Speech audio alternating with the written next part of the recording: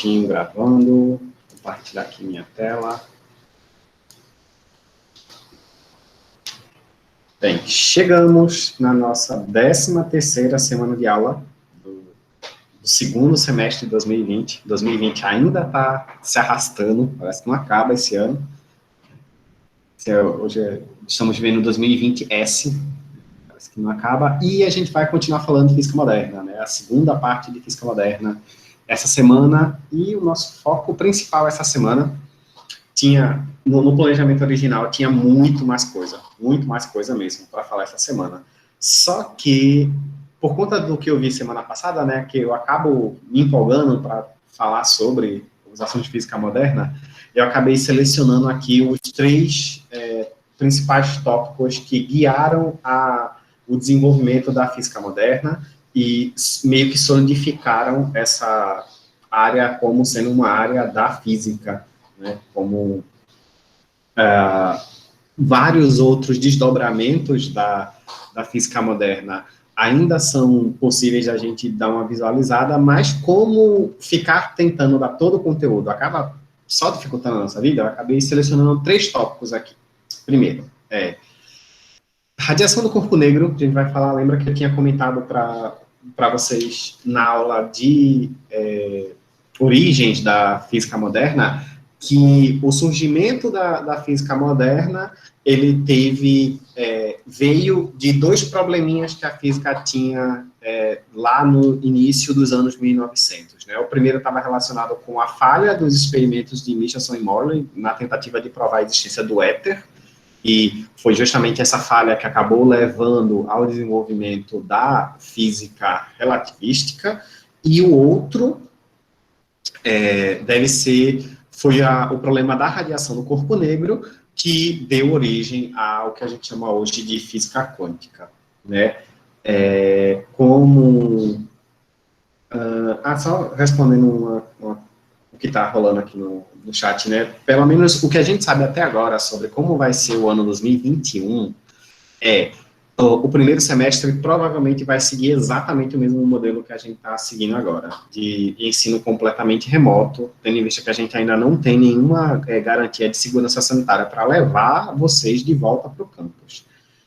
Para o segundo semestre, que deve iniciar em outubro, desculpem se eu estiver errado, mas eu acho que é em outubro que vai começar, ou outubro ou novembro, o segundo semestre de 2021, aí nesse semestre a gente espera já conseguir ter atividades presenciais, mas que vão acontecer principalmente para as atividades de laboratório. Então, as disciplinas que você tem que precisam de laboratório devem acontecer de forma presencial no segundo semestre, isso é uma expectativa, a gente não tem garantia, mas é expectativa, e as disciplinas que são puramente teóricas devem continuar sendo em formato remoto.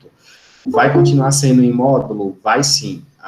Pelo menos enquanto a gente estiver em ensino completamente remoto, o sistema modular vai continuar. Então, no semestre 2021.1, vocês vão ter a duração, né? Estou tentando lembrar a palavra. A duração dos módulos vai crescer um pouquinho, por conta de que a gente não tem mais algumas flexibilizações por parte do Ministério da Educação, então vocês devem ter módulos de 10 semanas, ao invés de 7, no primeiro semestre letivo, e a separação das disciplinas vai acontecer seguindo a mesma lógica. Vocês vão ter uma parte das disciplinas em um módulo, as disciplinas semestrais, a outra parte das semestrais vai ser no outro módulo, e as disciplinas anuais vão acontecer em 2 módulos específicos, tá bom?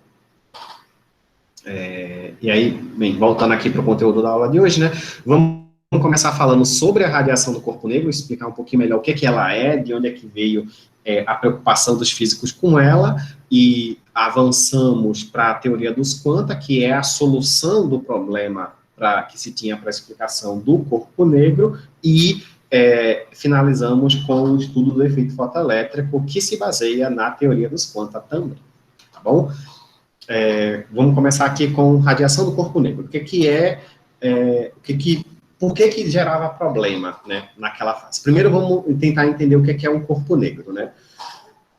Dentro da física, né, um corpo negro ele é um objeto hipotético. É uma coisa que não existe de fato, mas é que ele ajuda a física a entender como outras coisas funcionam. Do mesmo jeito que na Física 1 vocês estudaram o corpo pontual, e não existe nenhum corpo que é pontual de verdade na física, do mesmo jeito que vocês devem ter resolvido problemas em que você desconsiderava a resistência do ar para uma partícula que estava em queda livre, ao ar livre, e, de fato, desprezar a resistência do ar, você não está resolvendo o problema de maneira exata, porque ela existe. Situações que vocês expressaram atrito também, todas essas situações são situações ideais, elas ajudam a você entender o problema, mas elas não dão a solução de fato do problema. No caso do corpo negro, a ideia era exatamente a mesma, né? O corpo negro, ele não é um objeto que você encontra de fato na natureza, você nem encontra nem produz um corpo negro, mas você consegue entender muita coisa sobre como a natureza funciona de fato quando você conhece qual o comportamento de um corpo negro. Basicamente, você pode pensar uma maneira de desenhar um corpo negro seria o seguinte: imagina, aqui eu estou desenhando só um corte, mas imagina que isso aqui é uma esfera. Bom, isso aqui é uma bola de futebol, por exemplo. E aqui você tem um orifício na bola, tá? Isso aqui é um orifício. Através desse orifício, você vai deixar entrar algum tipo de radiação eletromagnética. Vou desenhar aqui um raio de luz, por exemplo, que entra lá dentro.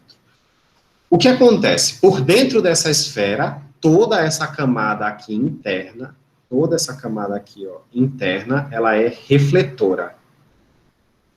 E ela é totalmente refletora para qualquer radiação que você colocar lá dentro. Então, qualquer luz que bater nessa parte aqui, ela vai ser refletida e vai bater em uma outra parte da bola lá dentro, que vai ser refletida, e vai bater em outra parte, vai bater em outra parte, vai bater em outra parte, tá bom? Toda a radiação que conseguir escapar de dentro desse corpo negro, só vai conseguir escapar por esse orifício aqui, né? Por onde a radiação entra, é por onde ela pode sair também, ela só pode sair por essa posição. E pensando em um material não, né, em uma grandeza, um objeto físico que de fato tem um comportamento parecido com esse, e aí vai parecer estranha a comparação, mas é uma estrela, por exemplo. Você pode considerar que a superfície da estrela é justamente esse orifício, e ela está sendo irradiada de dentro. Toda a radiação sai por aquele local, por aquela região. Né? E, além disso, tem outras características que um corpo negro também possui, né? Toda a radiação que ele absorver, ele vai ter que emitir, e ele absorve qualquer tipo de radiação que você mandar para ele, diferente de qualquer corpo normal, que, em geral, ele absorve algumas radiações, por exemplo, absorve infravermelho, e emite no visível, e reflete ultravioleta. É muito comum, os corpos reais, eles têm esse comportamento de algumas faixas do espectro eletromagnético ele absorve, outras ele reflete, outras ele emite. No caso do corpo negro, não. Ele absorve todas as radiações, ele emite em todas as radiações, ele reflete internamente todas as radiações também. E aí, entender o comportamento do corpo negro permite, por exemplo, que a gente consiga entender o comportamento de emissão de radiação por parte de uma estrela. Então, o comportamento dos corpos negros ajuda bastante a astronomia, né, o entendimento da astronomia. E aí, o que eu quero que fique fixado, né, com vocês o corpo negro existe? Não, de fato, ele não existe fisicamente, mas ele ajuda a gente a entender muita coisa dentro da física. O que é que tem uma relação direta com o corpo negro? Bem, a relação entre radiação e temperatura. Por que essa relação é importante? Lembra que na aula sobre espectro eletromagnético eu tinha falado para vocês que, por exemplo, a gente consegue usar os raios infravermelho para produzir um tipo especial de câmera que faz com que você visualize alguns objetos que estão encobertos por radiação visível, né? Tipo, naquele caso que o cara estava com o braço embaixo de uma lona preta, e aí a gente tirava uma foto normal, não dava para enxergar nada, mas quando a gente tirava uma foto com uma câmera de infravermelho, dava para enxergar o braço dele lá embaixo, dava para enxergar a temperatura do corpo, basicamente, como um todo, né? Essa relação entre radiação e temperatura, ela é verificada em qualquer corpo, né? A temperatura de um corpo está sempre diretamente relacionada com a radiação que ele emite. Então, um corpo a uma temperatura de 30 graus Celsius vai emitir uma certa radiação, um corpo que tiver a 400 graus Celsius vai emitir outro tipo de radiação, com outra frequência, com uma intensidade também que vai depender de alguns fatores importantes. O que se verifica experimentalmente é o seguinte, e aqui eu tenho um gráfico que tem em vermelho, aqui eu tenho um corpo que está a uma temperatura de 3.000 graus Kelvin, 3.000 Kelvin, não tem um grau, desculpa, 3.000 Kelvin. Aqui em verde eu tenho um corpo que está a 4.000 Kelvin, e aqui em azul eu tenho um corpo que está a 5.000 Kelvin. Então, eu tinha falado na aula passada que o nosso corpo emite radiação, né? Mas, por um acaso, nessa gráfico aqui que eu encontrei, não mostra nenhuma temperatura próxima à temperatura do nosso corpo, né? 3.000 Kelvin é uma temperatura extremamente alta comparado com o nosso corpo, mas isso acontece por conta da escala que foi utilizada aqui, tá? Esse gráfico aqui, ele é um gráfico de uma grandeza física chamado radiância. A radiância está relacionada com o quanto de radiação eletromagnética é emitida em todas as direções de um corpo, tá? E aqui é o comprimento de onda, tá bom? Então, o que eu estou olhando aqui é, sabendo para cada comprimento de onda, para essas temperaturas aqui, né, 3.000 Kelvin, 4.000 Kelvin, 5.000 Kelvin, qual é a radiância emitida por aquele corpo? Quanto maior for a radiância, quer dizer que mais radiação aquele corpo emite naquele comprimento de onda, tá bom? Então, a 3.000 Kelvin, por exemplo, esqueçam a unidade, tá? A unidade não é tão importante aqui não, é só para a gente ter uma noção. A 3.000 Kelvin, o corpo emite o máximo de radiação aqui por volta do 1 comprimento de onda na unidade que foi usada nesse gráfico. Já para 4.000 Kelvin já não é mais em 1, é uma coisa que entre 0,5 e 1 é tipo 0,75. Para 5.000 Kelvin já está uma coisa que por volta, né, um pouquinho acima dos 0,5 comprimentos de onda. Então, quanto mais alta, inclusive tem uma lei física que faz essa relação, quanto mais alta é a temperatura de um corpo, menor é o comprimento de onda para o qual ele emite o máximo de radiação. Então, corpos mais quentes emitem radiação com comprimento de ondas menores, corpos mais frios emitem radiação com comprimento de ondas maiores. Ou se vocês quiserem pensar em frequência, quanto maior a temperatura, maior a frequência da luz que é emitida. Então, quando você vê, por exemplo, vou tentar trazer um exemplo que vocês veem no dia a dia para facilitar. Quando vocês olham para a chama do fogão, façam um teste qualquer dia desse, só olha, tá? Não toca naquele não.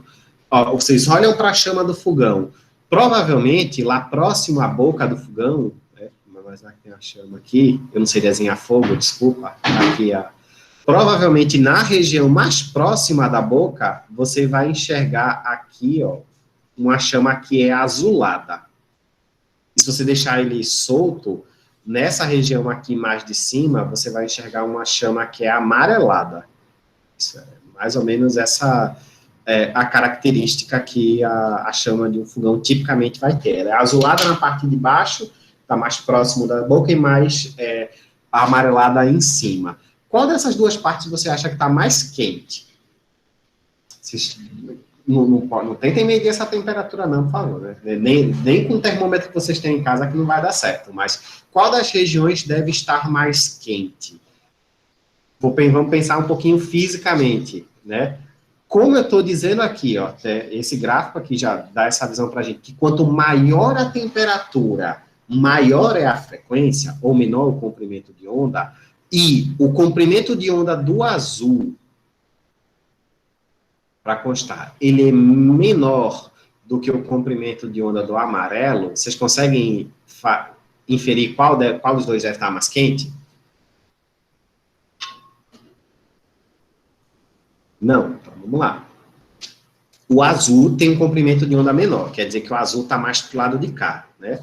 Se aquele corpo, no caso o plasma que está sendo produzido ali, está emitindo radiação no azul, então ele está mais para cá no espectro, enquanto que o amarelo está mais para o lado de cá.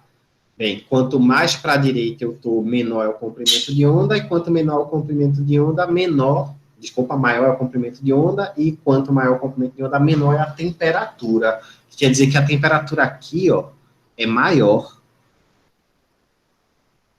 Essa temperatura aqui é maior. Enquanto que na parte de cima, a temperatura é menor. Aquela chama azul é a chama que é mais quente do que a chama amarela.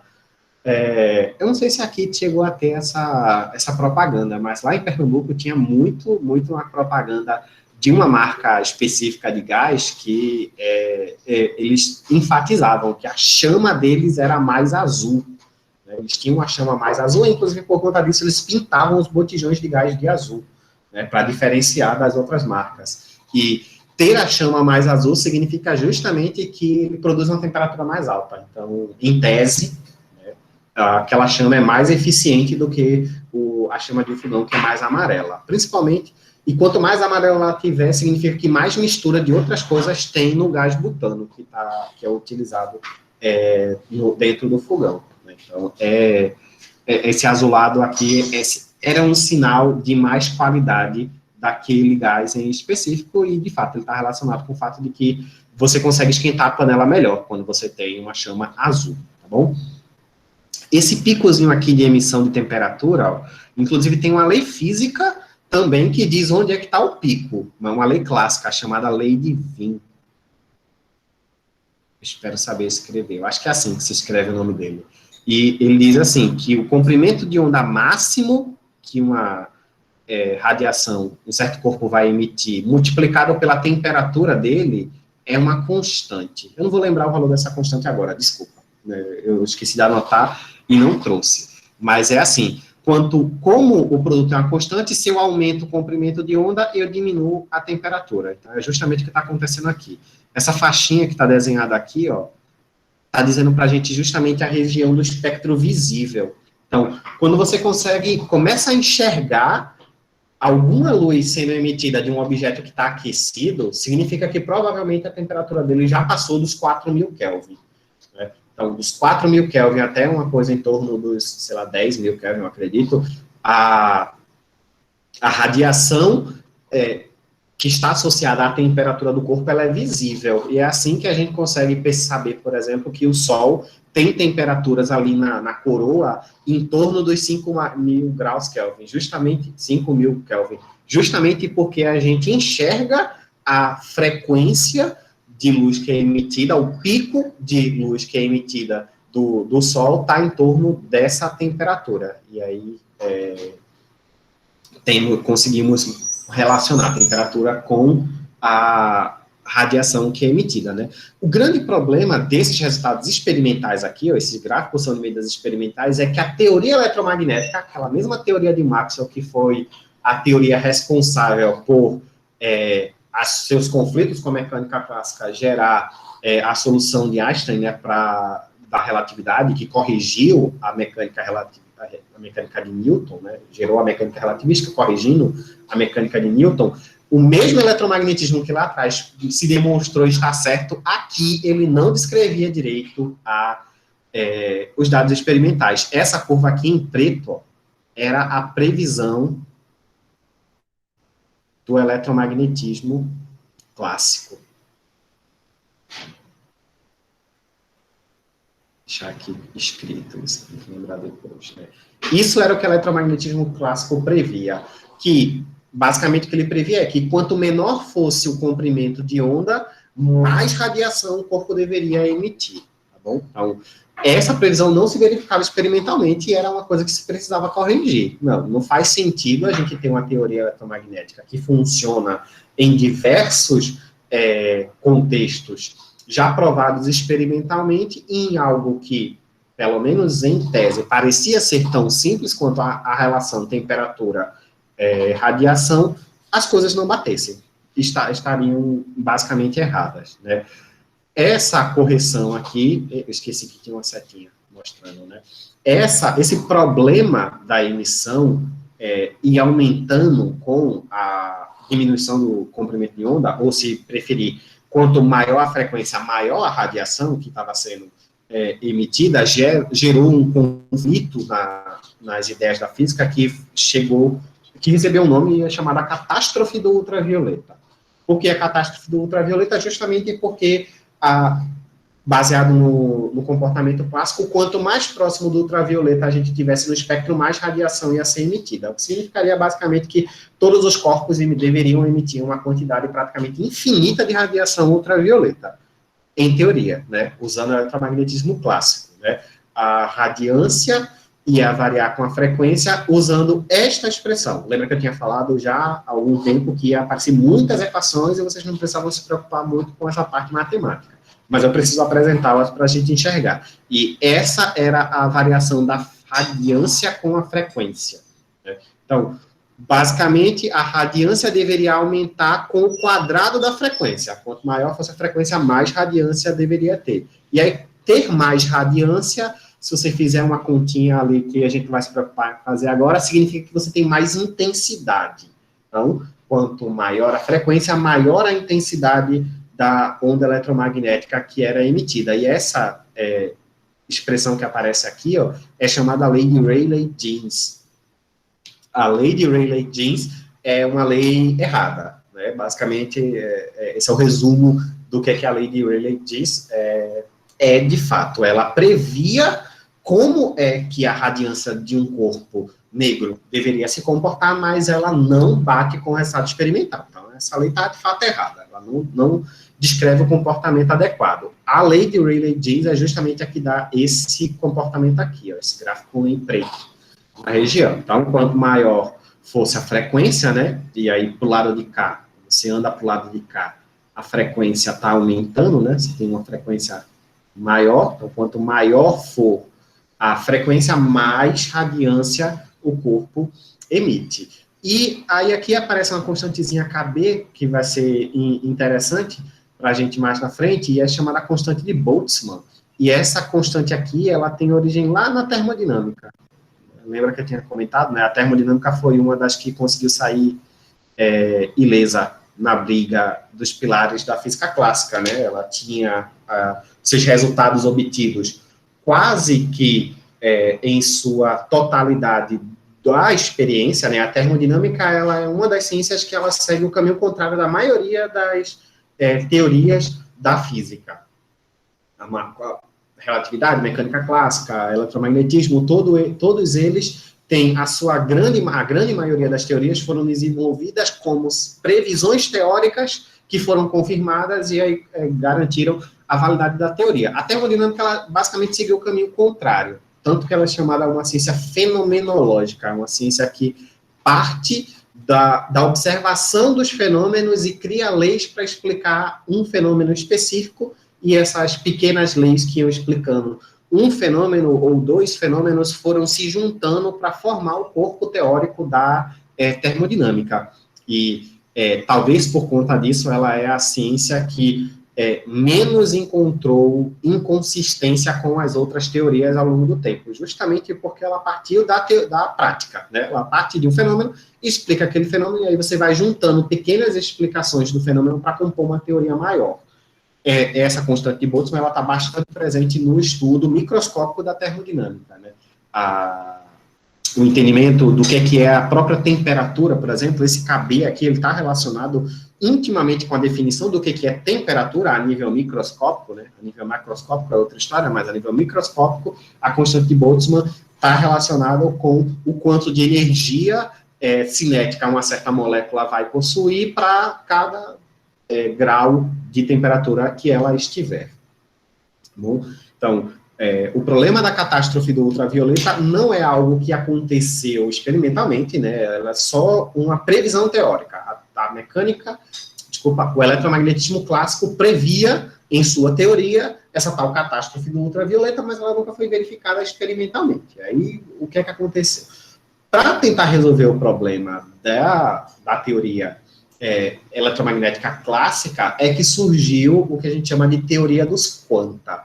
A teoria dos quanta, ela é a germe da teoria quântica de hoje, né? A teoria dos quanta, ela é o passo inicial. A mecânica quântica de hoje, ela se baseia na teoria dos quanta, mas ela tem muito muito mais resultados teóricos e experimentais envolvidos nela, tá bom? A teoria dos quantas basicamente diz que a energia, ela é uma grandeza que é quantizada.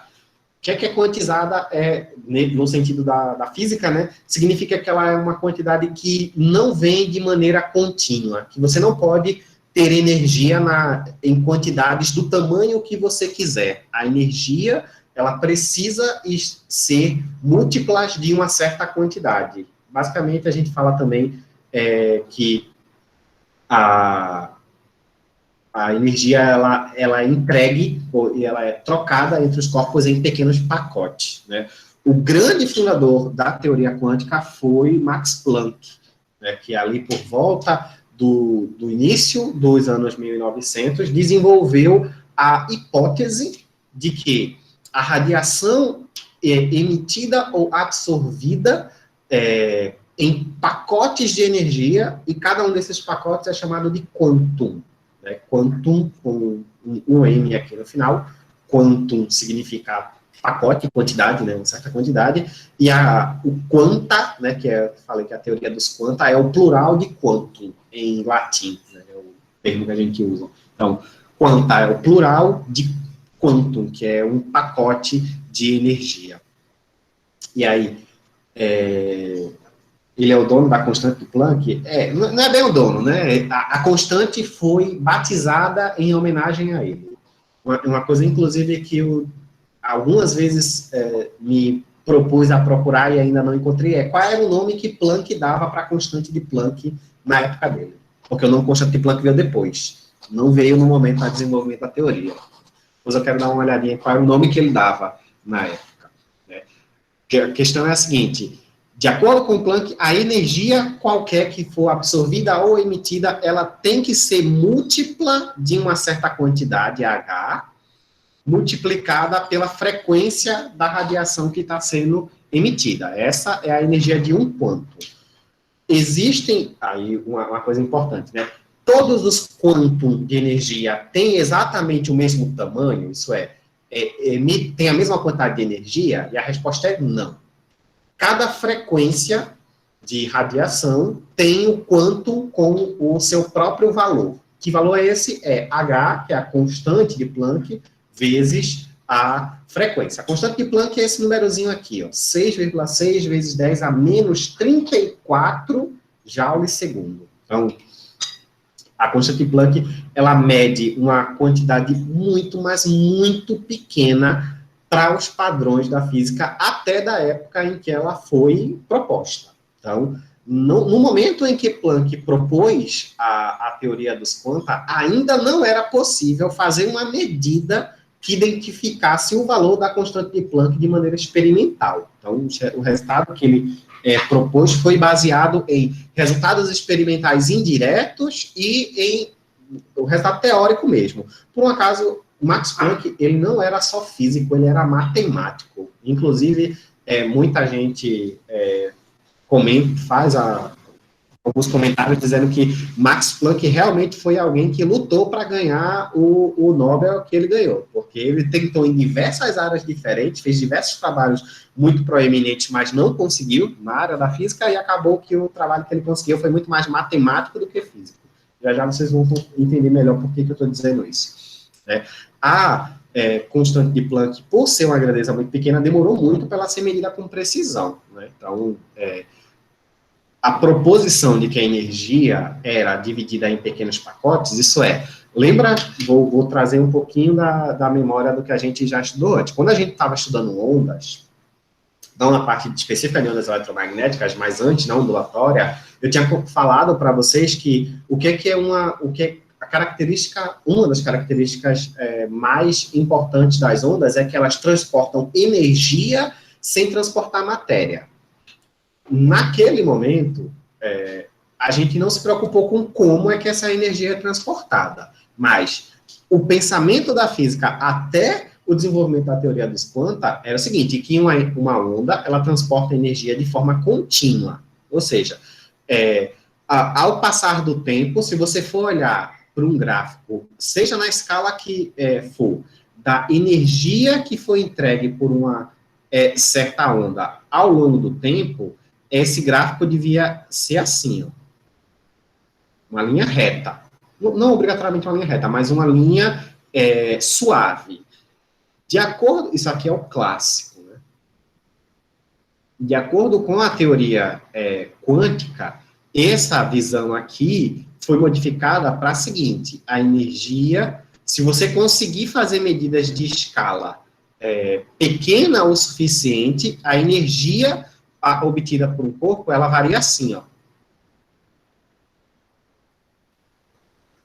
Quando um corpo absorve energia por meio de uma onda, ele absorve um pouquinho, e aí passa um tempo sem absorver nada, porque não chegou nenhum quanto de energia, absorve mais um pouquinho, sobe um pouco mais, aí fica um tempo sem receber nada, absorve mais um pouco, então, e esse tempo aqui é uma escala muito, mas muito, muito, muito pequena. Então, para uma medida de precisão baixa, ou de precisão média do dia a dia de um cientista, a energia é absorvida assim mesmo.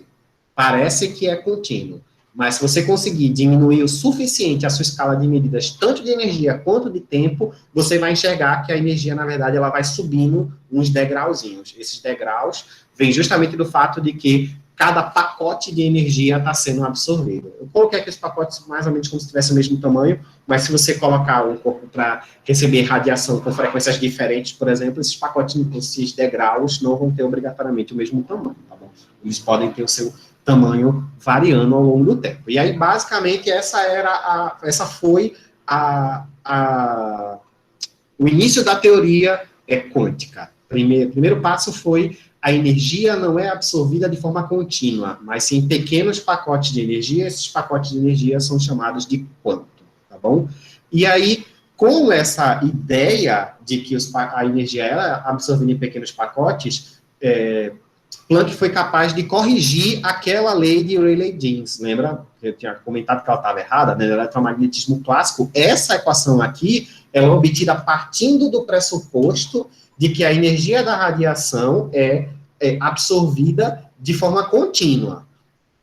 Se você considerar que a energia, ao invés de ser de forma contínua, ela chega em pequenos pacotinhos, cada um desses pacotes tendo o tamanho HF, e F é a frequência da energia que está sendo tanto absorvida quanto emitida, então essa lei aqui, a lei de Rayleigh-Jeans, se reescreve desta forma aqui, bem simplesinho, né?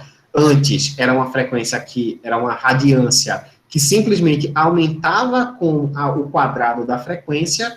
Já a lei de Planck, né, da teoria dos quanta, né, a frequência aparece aqui, ó, na quinta potência, em vez de ser ao quadrado, é a quinta potência, só que aparece aqui também embaixo, ó, no expoente dessa exponencial, E elevado a HF sobre KBT.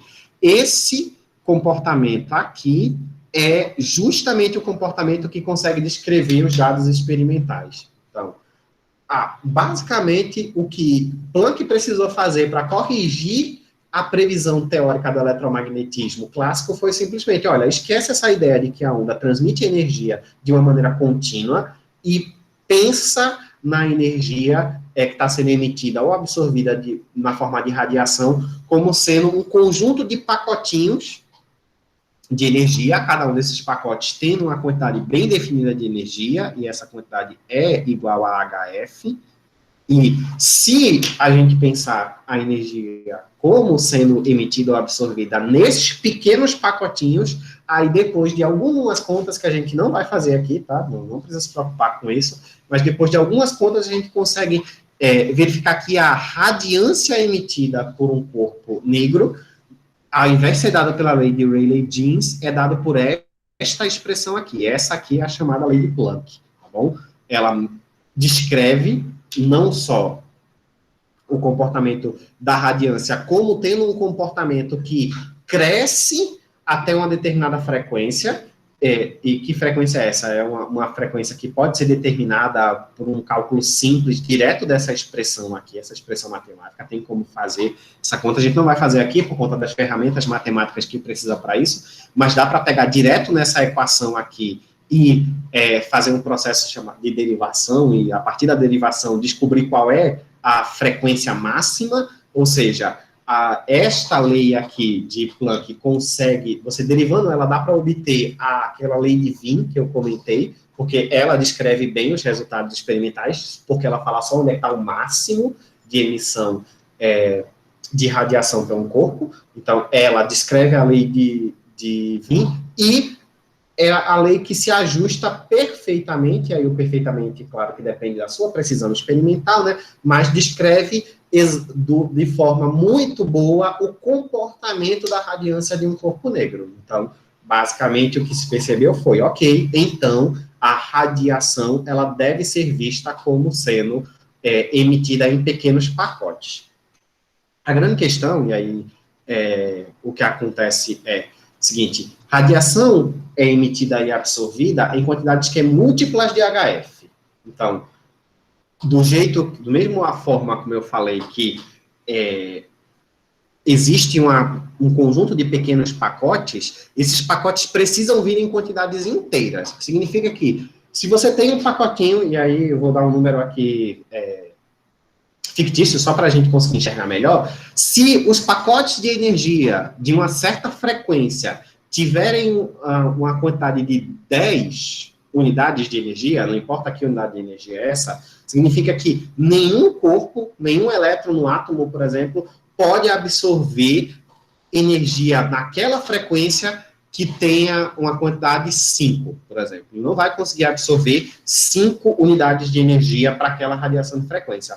Por quê? Porque os pacotes têm tamanho 10. Então, ou ela absorve nenhuma energia, ou ela absorve 10 unidades de energia, ou ela absorve 20, ou 30, ou 40. Tem que ser um múltiplo inteiro de HF. Né? Ou, se preferir, isso aqui é um número natural. Não é só inteiro, ele é natural. Então, ou o corpo absorve 1 HF, ou 2, ou 3 HF, ou 4, 5, e assim por diante. Ele não pode absorver meio HF, não pode absorver 3/4 de HF, não pode absorver 2,5. Ele só pode absorver quantidades inteiras de HF. E foi justamente pela descoberta da quantização da energia de todos os trabalhos que... Professor? Oi? Tô ouvindo? Eu tô nesse e-mail, mas é a Amanda, tá? Tá bom. Eu não quero levar falta, desculpa interromper. Tá bom, é só para avisar isso, eu tinha visto no chat que você tinha comentado isso. Tá, continuando aqui, foi justamente os trabalhos de Planck no desenvolvimento da teoria quântica, né, da quantização da energia, que deu um prêmio Nobel da física para ele em 1918. Então, só para deixar claro, por que, se vocês acharem que está difícil de compreender o desenvolvimento da teoria, lembrem-se que a gente não está falando de uma coisa simples, a gente está falando de um trabalho que concedeu, em 1918, um prêmio Nobel da física. Então, é um conteúdo que não é tão simples assim, não, tá bom? Então, com essa emissão e absorção de radiação em pacotes de energia, muitos trabalhos foram desenvolvidos depois, mas na época que o trabalho foi desenvolvido, existia um pouquinho de relutância quanto a essa teoria. Tinha muita gente, inclusive, que dizia o seguinte, beleza, é verdade que se a gente considerar que a energia é absorvida em pacotes de energia, a gente consegue deduzir uma equação que descreve bem os resultados experimentais. Mas isso não garante que a energia, que a realidade é essa, que a energia de fato é absorvida em pacotes. O que garante é o seguinte, se eu considerar que a energia é emitida em pacotes, então eu descrevo bem os dados experimentais. Mas o que garante que essa consideração era a única que resolvia o problema? Não existia nenhuma garantia naquela época, pelo menos no momento do desenvolvimento da teoria, nada garantia de que a única maneira de descrever os dados experimentais era considerar que a energia era emitida em pequenos pacotes, tá bom? E aí, de onde é que veio a garantia? Garantia não, mas as provas experimentais e o reforço teórico de que essa ideia de que a radiação, a energia é absorvida e emitida em pacotes, era verdadeira? Bem, isso veio do estudo do efeito fotoelétrico. E aí isso a gente vai fazer logo depois do intervalo, tá bom? Vou fazer uma pausa aqui. E depois do intervalo a gente entra no efeito fotoelétrico. Para a gravação.